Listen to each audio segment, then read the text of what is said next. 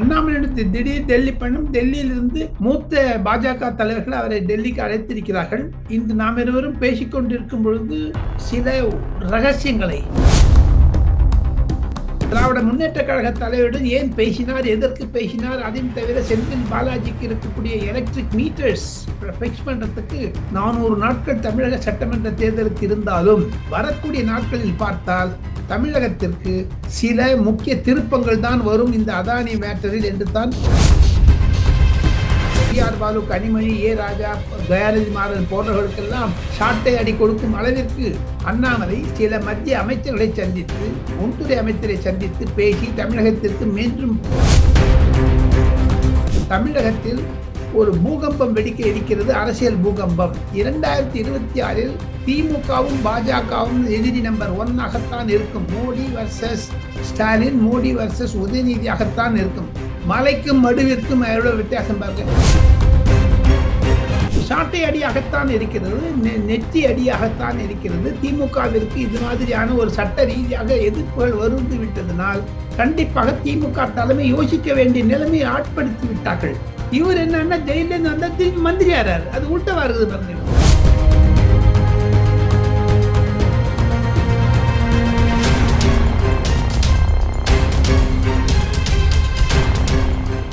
Real one media நண்பர்களுக்கு, நேயர்களுக்கு வணக்கம். தொடர்ச்சியாக பல்வேறு முக்கியமான தகவல்களை டெல்லியிலிருந்து நம்முடைய ரியல் ஒன் வாய்ஸ் நேயர்களுக்கு கொடுத்து கொண்டிருக்கும் மூத்த பத்திரிகையாளர் டெல்லி ராஜகோபாலன் சார் அவர்கள் நம்முடைய இருக்கிறார். வணக்கம் சார். நமஸ்காரம் சிவா. நமஸ்காரம். நமஸ்காரம். எப்படி சார் இருக்கிறீங்க? குளிர் ரொம்ப ஆயிடுச்சுங்க. இங்க டெல்லியில குளிர் ஆயிடுச்சு.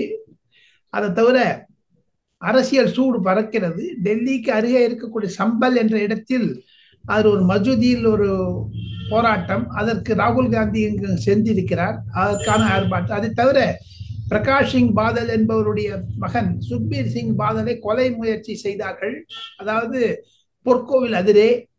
இதெல்லாம் வைத்து சுட சுட செய்திகள் இருந்தாலும் இன்று நாம் இருவரும் பேசிக்கொண்டிருக்கும் பொழுது 4ஆம் தேதி டிசம்பர் மாதம் புதன்கிழமை தமிழகத்திலிருந்து அண்ணாமலை வந்திருக்கிறார். 3 மாதத்து லண்டன் பிரயாணத்திற்கு பிறகு மத்திய பாஜக தலைவர்களை சந்தித்து பேச இருக்கிறார். சில சுட சுட செய்திகளை நான் தங்களிடம் பகிர்வ விரும்புகிறேன். தாங்கள் கேள்வி கேட்கலாம், பதில் சொல்வேன். டெல்லியில இன்னைக்கு குளிர் 8 டிகிரி இருக்குங்க. ரொம்ப ஸ்வெட்டர்லாம் போட்டுட்டு நடுங்குது கை. சரி, இப்போ டெல்லியில குளிர் அதிகமா இருக்கு. இங்க தமிழகத்துல கடந்த ஒரு சில தினங்களாக மழை அதிகமா இருந்துச்சு. மழை அடித்து சகதி அடித்ததை தாண்டி அமைச்சர் பொன்முடி அவர்களுடைய சட்டைகளையும் இங்கு மக்கள் வந்து சேர அடிச்சிருக்காங்க. சோ அது பாத்தீங்கன்னா நேற்று வந்து பொன்முடி அவர்களுடைய வெள்ளை சட்டையில சேர அடிக்கப்படுகிறது. இன்னைக்கு பாத்தீங்கன்னா அதே விழுப்புரம் பகுதியில பொன்முடி அவர்களுடைய பேரன் சூர்யா அவர்களுடைய பேனர்களை மக்கள் வந்து ஆக்ரோஷத்தோட போய் கிழிச்சு எறிஞ்சிருக்காங்க. இதை எப்படி சார் பாக்குறது? பொதுமக்களிடையே திராவிட முன்னேற்ற கழகத்திற்கு நிவாரண பணிகள் வரவில்லை என்பதைத்தான் அது வெட்ட வெளிச்சமாக காண்பிக்கிறது. இது 2026 பொது தேர்தலை தமிழக சட்டமன்ற தேர்தலுக்கு ஒரு பிரதிபலிப்பாகத்தான் இருக்கும் என்று நினைக்கிறேன். அதையும் தவிர சிவா, கடந்த 4 ஆண்டுகளாக தமிழகத்தில் வெறும் பொய் வாக்குறுதிகளை கொடுத்து சென்னையில் மட்டும் போய் நன்னா வந்துட்டுங்கிறாங்க. மற்ற சென்னை நன்னா பார்த்துட்டாங்க, மீதி எல்லாம் கோட்டை விட்டாங்களே. அவங்க தமிழ்நாடு சென்னை தானே அது. ஆக மொத்தம் இருக்கக்கூடிய நிலைமையை பார்த்தால் திராவிட முன்னேற்ற கழகம் நம்ம பொன்முடி அவர்களுடைய இடமாக இருந்தாலும் சரி, அந்த மாவட்டங்கள் பழைய தென்னார்காடு, வடார்காடு மாவட்டங்கள் மற்றும் இருக்கக்கூடிய இடங்கள் எல்லாம் மழை சீற்றம் அதிகமாக இருக்கிறது. பொதுமக்கள் திமுக மீது ஆவேசத்துடன் இருக்கிறார் என்பதை தான் அது பிரதிபலிக்கிறது. சிவா, அண்ணாமலை அவர்கள் தமிழகம் வந்த ஒரு சில தினங்கள்லயே டெல்லிக்கு வந்திருக்காங்க. திடீர் டெல்லி பயணம். என்ன காரணம், என்ன பின்னணி சார்? அண்ணாமலையிடத்து திடீர் டெல்லி பயணம். டெல்லியிலிருந்து மூத்த பாஜக தலைவர்கள் அவரை டெல்லிக்கு அழைத்திருக்கிறார்கள். இன்று நாம் இருவரும் பேசிக்கொண்டிருக்கும் பொழுது சில ரகசியங்களை அதானி அதானி அதானி என்று சொல்லி நாடாளுமன்றத்தை முடக்கக்கூடிய அளவிற்கு திராவிட முன்னேற்ற கழக எம்பிக்கள் செய்து கொண்டிருக்கிறார்கள், ராகுல் காந்தியோடு சேர்ந்து கொண்டு. ஆனால் அதே அதானி திராவிட முன்னேற்ற கழக தலைவருடன் ஏன் பேசினார், எதற்கு பேசினார், அதையும் தவிர செந்தில் பாலாஜிக்கு இருக்கக்கூடிய எலக்ட்ரிக் மீட்டர்ஸ் பிக்ஸ் பண்றதுக்கு அதானிக்கான குடும்பத்திற்குத்தான் அந்த உரிமம் வழங்கப்பட்டிருக்கிறது. இதையெல்லாம் ஓரிரு நாட்களில் சென்னையில் அண்ணாமலை அவர்கள் நிருபர் கூட்டம் வைத்து திராவிட முன்னேற்ற கழகத்திற்கும் அதானிக்கும் என்ன சம்பந்தம் என்பதை சுட்டி காண்பிக்கிறார் இருக்கிறார். 9ஆம் தேதி திங்கட்கிழமை தமிழக சட்டமன்ற கூட்டம் ஆரம்பிக்கும் பொழுது இது ஒரு பெரிய பிரச்சனையாக வெடிக்கும். அண்ணாமலை சொல்வதற்கு போன்று சீமான் கேட்டுவிட்டார். ஐயா டாக்டர் எஸ் ராமதாஸ் சொல்லிவிட்டார் பெரியவர். அன்புமணி ராமதாசும் இதை பற்றி கேள்வி கொட்டுகிறார். இதையெல்லாம் தமிழக அசம்பிளியில் வரும் பொழுது செல்வ பெருந்தகை தமிழக காங்கிரஸ்காரருடைய நிலைப்பாடு என்னவாக இருக்கும் என்பதைத்தான் டெல்லியில் இன்னும் உணரவில்லை. அது திமுகவிற்கும் காங்கிரசுக்கும் இடையே இருக்கக்கூடிய உறவை இடைவெளி பெருக்கப்படுமா, உறவு முறியுமா என்றெல்லாம் வெயிட் அண்ட் சி என்று சொல்லுகிறார்கள். பொறுத்திருந்துதான் பார்க்க வேண்டும் சிவா. இன்னும் 1 வருடங்கள் இருக்கின்றது. குறிப்பாக 400 நாட்கள் தமிழக சட்டமன்ற தேர்தலுக்கு இருந்தாலும் வரக்கூடிய நாட்களில் பார்த்தால் தமிழகத்திற்கு சில முக்கிய திருப்பங்கள் தான் வரும் இந்த அதானி மேட்டரில் என்று தான் பல வர்ணனையாளர்கள் கூறுகிறார்கள் சிவா. சார், இப்போ அண்ணாமலை அவர்கள் கடந்த காலத்துல டிஎம்கே ஃபைல் 1 ஃபைல் 2 அப்படின்னு வெளியிட்டாங்க. இப்போ அதானி முதல்வர் மு.க. ஸ்டாலின் ரகசிய சந்திப்பு அப்படிங்கிறது டிஎம்கே ஃபைலை போல இருக்குமா சார்? அதாவது இதுல ஃபண்ட் எவ்வளவு டிரான்ஸ்ஃபர் ஆயிருக்கு அல்லது இதுல என்ன நடந்திருக்கிறது, இப்படி டிஎம்கே ஃபைலை போல இருக்குமா சார்? அதை விட மோசமாக இருக்கும், அதை விட பிரபலமாக இருக்கும். காரணம், டெல்லியில் நாடாளுமன்றம் நடந்து கொண்டிருக்கிறது, தமிழகத்தில் சட்டமன்றம் நடக்க இருக்கிறது. 23 எம்பிக்கள் திராவிட முன்னேற்ற கழகமாக இருந்தாலும் சரி, நாம் 39 தமிழகத்திலிருந்து வந்த 8 கோடி மக்கள் தேர்ந்தெடுக்கப்பட்ட 39 எம்பிக்கள் தமிழகத்திற்கு வேண்டுமென்றே அதானி அதானி என்று சொல்லி அதை பாராளுமன்றத்தை முடக்கினார்கள். தமிழகத்தில் இருக்கக்கூடிய 8 கோடி தமிழ் மக்கள் இன்னல் படுகிறார்களே மழை அவதியினால், அது பற்றி பாராளுமன்றத்தில் பேசாதிருந்த டி.ஆர். பாலு, கனிமொழி, ஏ. ராஜா, தயாநிதி மாறன் போன்றவர்களுக்கெல்லாம் ஷாட்டை அடி கொடுக்கும் அளவிற்கு அண்ணாமலை சில மத்திய அமைச்சர்களை சந்தித்து, உள்துறை அமைச்சரை சந்தித்து பேசி தமிழகத்திற்கு மீண்டும் பணம் தர வேண்டும் என்றெல்லாம் கேட்க இருக்கிறார். ஆக மொத்தம் 39 தமிழக எம்பிக்கள் செய்த மாபெரும் தமிழ் துரோகத்திற்கு ஏற்ப கண்டிப்பாக தமிழகத்திற்கு மேலும் பண வசதி வேண்டும் என்பதைத்தான் அமித்ஷாவும் நரேந்திர மோடியும் சொல்லுகிறார்கள் என்று சில உயர் அதிகாரிகள் கூறுகிறார்கள். சிவா, பொறுத்திருந்து பாருங்கள். தமிழகத்தில் ஒரு பூகம்பம் வெடிக்க இருக்கிறது, அரசியல் பூகம்பம். அது எப்படி போகும் என்று தெரியவில்லை. சார், இப்ப அண்ணாமலை அவர்கள் டெல்லியில யார் யார் எல்லாம் இப்போ சந்திச்சு பேச இருப்பதாக டெல்லியில தகவல்கள் இருக்கு சார். அதை பற்றி ஒன்னும் டீட்டெயில்ஸ் சொல்ல மாட்டேங்கிறாங்க. அவர் எங்க போறாரு எங்க வரான்னு சொல்ல. இந்த பாருங்க, ஆர்.என். ரவி தமிழ்நாடு ஆளுநர் வந்தா கூட அவர் எங்க போறதுன்னு சொல்றது கிடையாதுங்க. தமிழ்நாடு ஹவுஸ்ல தங்குறதே கிடையாதுங்க. தமிழகத்தின் அரசாங்கத்தின் விடுதியில் அவருக்கு என்று தனி வீடு இருக்கிறது, வசந்த் குஞ்ச் என்ற இடத்தில், அங்குதான் தங்குகிறார். அதே மாதிரி அண்ணாமலை வந்தார்னா அவருடைய நண்பர்கள், அவருடைய படித்தவர்கள், அவருடன் கூட IPS செய்தவர்கள், அவருடன் லண்டனில் படித்தவர்கள் எல்லாம் டெல்லியில் பல பல இடங்களில் இருப்பதால் அவருடைய நடமாட்டமும் தெரிய மாட்டேங்கிறது. அவரும் பகிர்ந்து கொள்வதற்கு ட்விட்டரிலேயே இது வரைக்கும் ஒன்றும் போடலைங்க. ஆனால் பல உயர் சந்திக்க இருக்கிறார்கள் என்று தான் நான் கேள்விப்படுகிறேன். சார், இப்போ டெல்லியில வந்து பாத்தீங்கன்னா நிர்மலா சீதாராமன் அவர்களை பல்வேறு திமுக அமைச்சர்கள் இப்ப தொடர்ச்சியாகவே சந்திச்சுக்கிட்டு இருக்காங்க. இந்த சந்திப்பு வந்து என்ன காரணத்துக்காக இப்படி தொடர்ச்சியாக நிர்மலா சீதாராமன் அவர்களை திமுக எம்பிக்கள் சந்திக்கிறாங்க? இதன் பின்னணி என்ன சார்? தமிழகத்திற்கு வறட்சி நிலை வந்து விட்டது, பணத்தில் பணம் இல்லை. தமிழக அரசாங்கத்திற்கு டாஸ்மாக் இருந்து அதிகம் வந்தாலும் சரி, இன்னும் ஓரிரு மாதத்தில் தமிழக ஊழியர்களுக்கு சம்பளம் தரக்கூடிய அளவிற்கு தமிழகத்தில் பண வசதியை உருவாக்க வேண்டும் என்பதற்காகத்தான் செய்கிறார்கள். உதாரணத்துக்கு சொல்ல வேண்டும், இமாச்சல் பிரதேசம், அங்கு சம்பளம் கொடுக்காமல் இல்லை, அரசியல் ஊழியர்களுக்கு மிக திண்டாடுகிறார்கள். காரணம், பொதுமக்களுக்கு 1000 2000 சொல்லிவிட்டதனால் பணம் இல்லை கஜானாவில். அதே மாதிரி தமிழக கஜானாவிற்கும் வறட்சி நிலை வர ஆரம்பித்து விட்டது. அதற்காகத்தான் மீண்டும் மீண்டும் சந்திக்கிறார்கள்.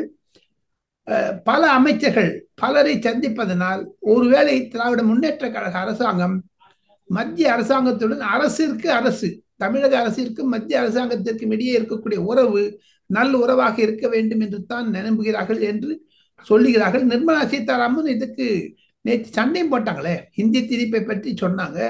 ஹிந்தி திணிப்பை நான் ஹிந்தி படிக்கணும்னு நினைச்சேன், என்னை ஓட ஓட விட்டாங்கன்னு சொல்லி ஓப்பனா பார்லிமெண்ட்டே பேசியிருக்காங்க அந்த அம்மா.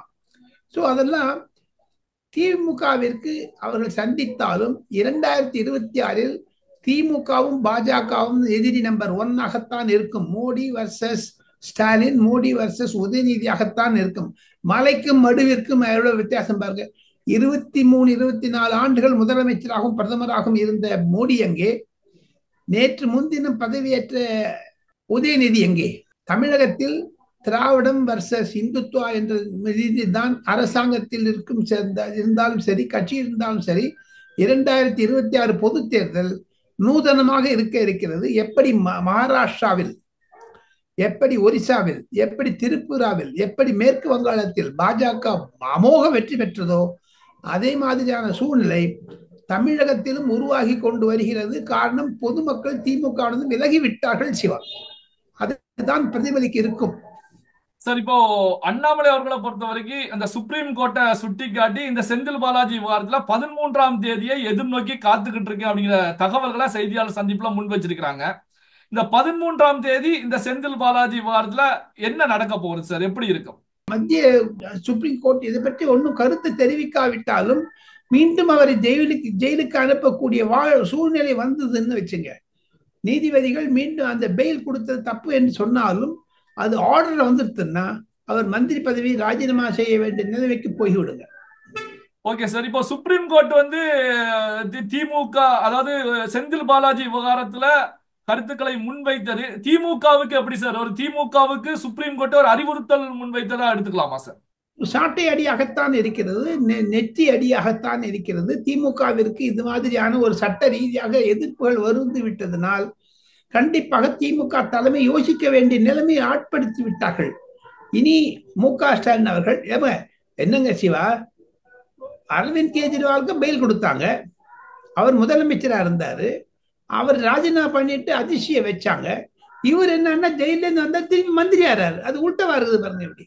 அதுதான் அங்க ஒரு மாபெரும் திருப்பமாக இருக்கிறது. 13ஆம் தேதி ஒருவேளை இன்ப்ளீட் பண்ணிப்பாங்க அந்த அந்த நீதிமன்றத்தில் பாஜக சார்பிலோ அல்லது சில வழக்கறிஞர் சார்பிலோ செந்தில் பாலாஜி நீடிக்க கூடாது பதவியில், மந்திரி பதவியில் என்று ஒரு சட்டம் ஒரு இன்டர்வீனிங் பெட்டிஷன் போட்டா கண்டிப்பாக நீதிபதிகள் என்ன அதை பற்றி பேச இருக்கிறார்கள் என்பது புரிந்து கொள்ளலாம். 13ஆம் தேதி திருப்பு தினமாக இருக்கும் தமிழக அரசியலில். சரி, இப்போ தமிழக சட்டமன்றம் 9ஆம் தேதி கூடுகிறது. இந்த சட்டமன்றத்தை பொறுத்த வரைக்கும் பாஜக எம்பிக்கள், எதிர்கட்சிகள் எம்பிக்களை பொறுத்த வரைக்கும் ஆளும் திமுக அரசுக்கு எதிராக வேகம் எடுத்து செயல்படுவார்கள். அதாவது செந்தில் பாலாஜி விவகாரம், பல்வேறு விவகாரங்கள்ல வந்து வேகம் எடுத்து செயல்படுவார்கள் அப்படின்னு எடுத்துக்கலாமா சார்? ஒரு நெருக்கடி தமிழக பாஜக கொடுக்கும் அப்படின்னு எடுத்துக்கலாமா சார்?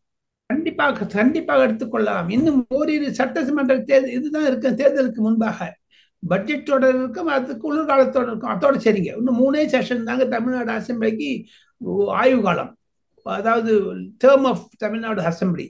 ஸோ அதனால பாஜக ஆக்ரோஷமாகத்தான் இருக்கும். கண்டிப்பாக எடப்பாடி பழனிசாமியும் இதில் பூந்து விளையாடுவார், பார்த்துட்டே இருக்கு. ஆனா அப்பா எல்லாரையும் வெளில அடிச்சிருவாரு, எல்லா கூண்டோட வெளில அடிச்சிருவாரு மார்ஷல்ல வச்சிருந்து. அதுதானே அப்பாவு கையில இருக்கு. தமிழ்நாடு எம்பிக்கள் டெல்லியில் கருப்பு சட்டை போட்டு கொண்டு வந்தால் அது பற்றி யாரும் கவலைப்படுவது கிடையாது. ஆனா அப்பாவுக்கு கண் உறுத்துதுங்க, எங்க அவர் கருப்பு சட்டையை போட்டு வர எடப்பாடி பழனிசாமி ஏங்க ஏடிஎம்கே போட்டு வராங்க, எல்லாரும் வெளில இருப்பு. ஏன்னா மு.க. ஸ்டாலின் முன்னாடி கருப்பு சட்டையோட உட்காரக்கூடாதுங்கிறது அப்பாவுடைய இது. அவர் என்னங்க சபாநாயகரா இல்ல திமுகவுடைய ஒரு கொள்கை பரப்பு செயலாக இருக்கிறாரா என்று தெரியவில்லை. அது அப்பாவு செய்வது மாபெரும் தவறான செயல். எல்லா வெளில போடக்கூடாதுங்க, அது ஜனநாயகத்திற்கு விரோதங்க. அவர்களை பேச விடணுங்க அசம்பிளியில. தமிழ்நாடு சட்டமன்ற ரூல இது பாருங்க, நேரடி தொலைக்காட்சி செய்வோம் என்று வாக்குறுதி கொடுத்தார்களே திமுகவினர், நேரடி தொலைக்காட்சி நடக்கிறதா? யூடியூப்ல கட் பண்ணி தானே போடுறாங்க. எடப்பாடி பழனிசாமியோ நயினார் நாகேந்திரன் பேசும்பொழுதோ அல்லது ஜி.எஸ். மணி பேசும்பொழுதோ அது கட் பண்ணிடுறாங்களே. அது பல்வேறு முக்கியமான தகவல்களை நம்முடைய ரியல் அண்ட் வாய்ஸ் நேயர்களோடு பகிர்ந்து கொண்டதற்கு நன்றி சார். நன்றி, நமஸ்கார்.